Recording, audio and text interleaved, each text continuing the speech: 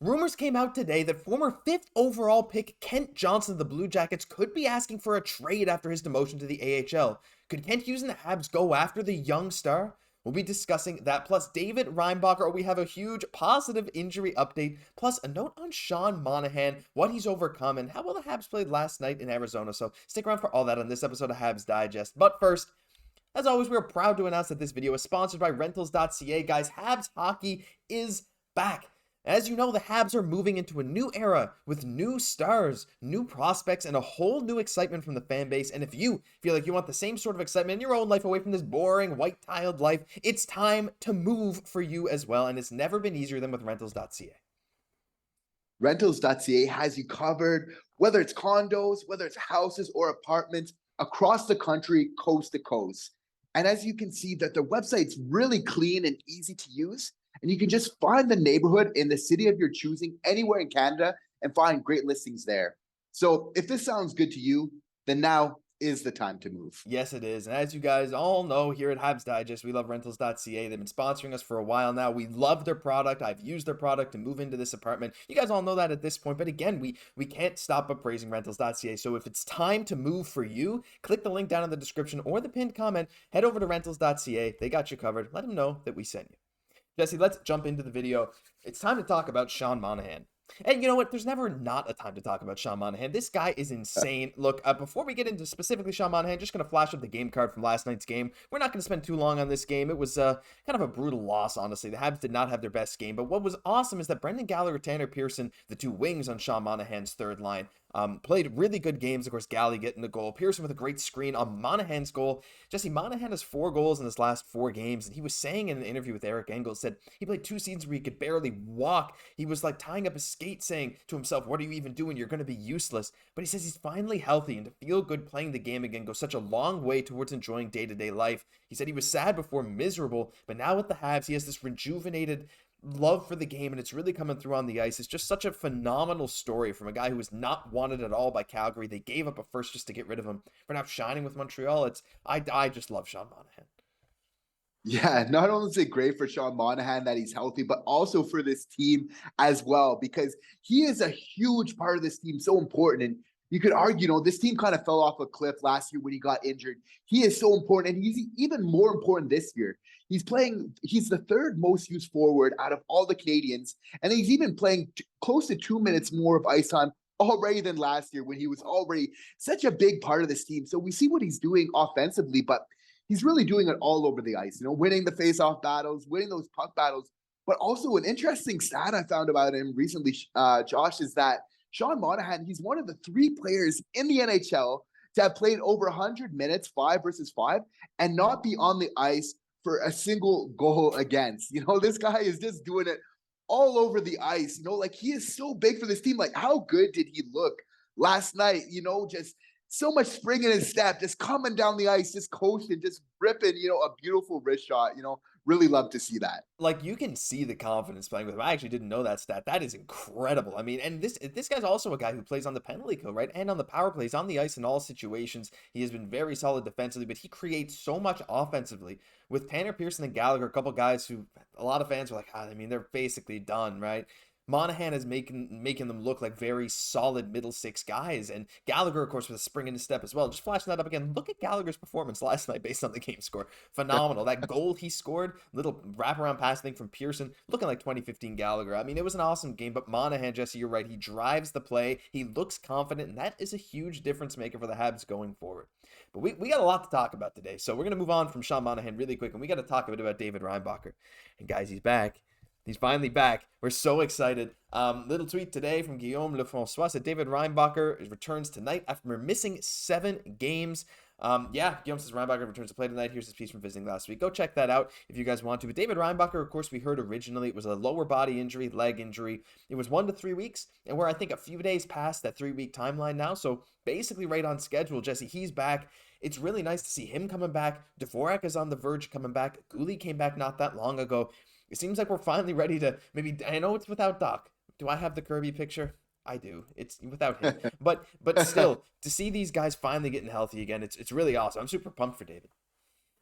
For sure. Yeah, no need to panic. This is things that happen, injuries, they can come and go, but so nice, see these guys coming back, not just, for the Habs, but also for our prospects, getting that time on the ice with it just so, so important. But, of course, it's going to be so important for him this rest of the season to stay healthy, to really get those reps in, to get those minutes. We've seen what he can do. We're so excited to see him improve on those amazing stats that he put in the Swiss League last year. So, this is going to be really big for him, but, definitely looking forward to a lot more David Reinbacher, highlights and news updates coming up. Yeah, for sure. Jesse, sometimes players, like, when they get injured, it might take them a little while to get back into the rhythm of things. But sometimes short-term injuries like this, they can make you miss the game, especially when you're a young player with the high hopes like David Reinbacher. You think that him coming back, like, when he finally steps back on the ice, he's going to be motivated maybe more than ever to show, like, no, I still deserve my spot. I still got it.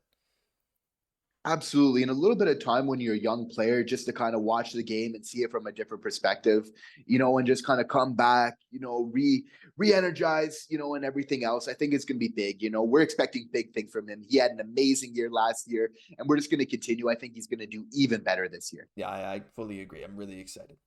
All right, well, we got to talk about a potential trade for the Habs, and this is juicy. Could the Habs trade for Kent Johnson? Now, a lot of you guys might know Kent Johnson was the 5th overall pick in I think the 2022 NHL draft. I could be wrong about that. Let's pop up his page. 2021. My apologies. Yeah, I'm sorry. I forgot. It was the 2022 World Juniors that I was thinking about, where he put on a phenomenal show. Of course, 40-point guy last year in 79 games, 16 goals, 3 points in 8 games so far this year. But here's the thing. He's had an eventful start to the season. He was healthy scratched twice, including the season opener, switched agents, demoted to the AHL, and Cam Robinson, who is one of the directors at Elite Prospects, 25,000 Twitter followers, says, smells like a potential trade request isn't far off. And of course, Kent Johnson was just demoted today to the Cleveland Monsters. And Columbus Blue Jackets head coach Pascal Vincent said that today, Johnson didn't seem to have his confidence last night, which is part of the reason he only played 2 shifts in the third. They want him to go down to Cleveland, where he will learn to play a bit stronger and play a bit more regularly. Now, that sounds maybe like a little bit like one Habs player, but we're not here to talk about that, Jesse. Kent Johnson, to me, is like such a phenomenal talent, and if it's true that he could maybe ask for a trade, I know the Habs have done these reclamation projects in Newhook and Dach, but Johnson has some of the most potential of like, a lot of prospects out there. I think it could maybe be something Kent Hughes' monitor.